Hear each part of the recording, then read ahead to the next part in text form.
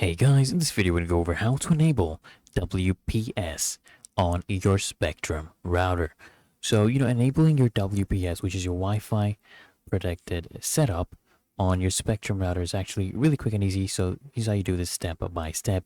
So first things first, what you need to do is you need to locate the WPS button on your router. So you want to check your Spectrum router for a button labeled WPS.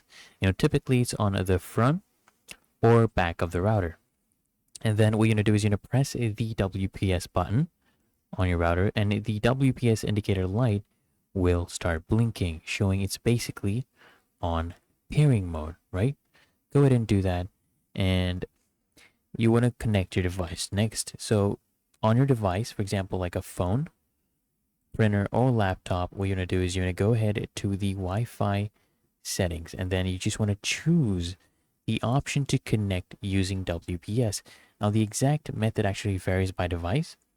For some devices, you're going to select the WPS push button, right, on the Wi-Fi settings. And for others, you may need to enter a pin displayed on the router into the device. So you'll find this pin usually at the back of the router. And then once connected, guys, you want to go ahead and verify the connection, right?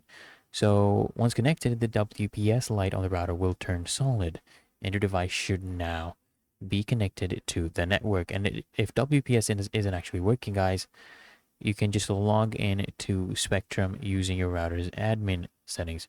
Really that easy and simple, guys, and you can enable it from there. So I hope this guide provided value to you, and if it did, guys, consider smashing the like button as well as subscribing to frequently asked questions, and I'll see you in the next one.